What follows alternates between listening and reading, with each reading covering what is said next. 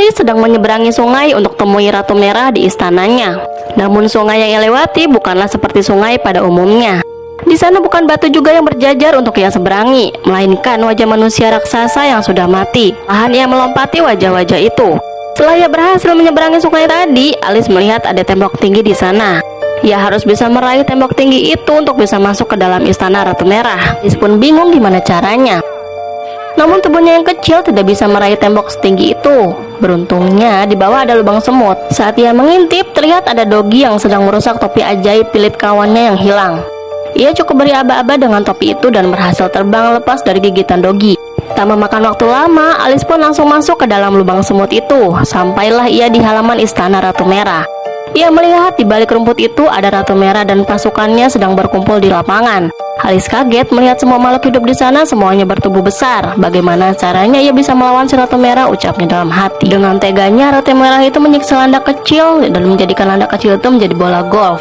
Landak pun terpental. Kebetulan landak kecil itu jatuh persis ke belakang tempat Alis berdiri di sana. Melihat itu, Alis pun langsung mendekati landak untuk menolongnya. Lalu ada kelinci putih yang datang untuk mengambil lagi landak yang terpental tadi. Kelinci itu pun kaget dan bertanya apakah ia Alis si manusia normal yang masuk ke dunia ajaib Wonderland. Alis pun mengangguk. Ia pun menjawab benar dialah orangnya. Lalu Alis bertanya mengapa kelinci itu bertubuh besar. Kelinci itu langsung memberi sebuah kue yang dimana jika memakan kue ajaib itu ia akan tumbuh menjadi besar. Tanpa berpikir panjang, Alis pun langsung memakan kue itu sampai habis. Karena makan terlalu banyak sehingga tubuhnya bisa tumbuh menjadi lebih besar dari mereka. Melihat itu, Ratu Merah dan semua pasukannya menghampiri Alis di sana. Ratu Merah itu bertanya apa maksud dan tujuan Alis datang ke istananya. Tak mungkin Alis mengatakan sejujurnya bahwa ia akan melawannya. Alis hanya ingin bertemu untuk berkenalan saja, ucapnya.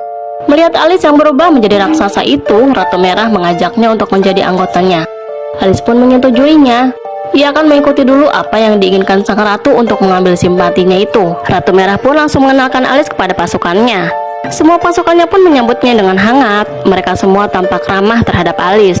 Lalu diajaklah Alis masuk ke dalam istananya. Saat duduk di kursinya, Ratu Merah itu memanggil seekor babi untuk dijadikan sanggahan kakinya. Ia memang sering memperlakukan anak buahnya dengan cara yang tidak baik. Lalu Ratu Merah itu menyuruh Alis untuk duduknya juga. Namun kursi itu terlalu kecil untuk Alis yang bertubuh lebih besar darinya. Sementara Ratu menyuruh semua pasukannya untuk pergi dari sana. Apakah Alis bisa melawan Ratu Jahat dan semua pasukannya di sana? Selanjutnya tentu di next part.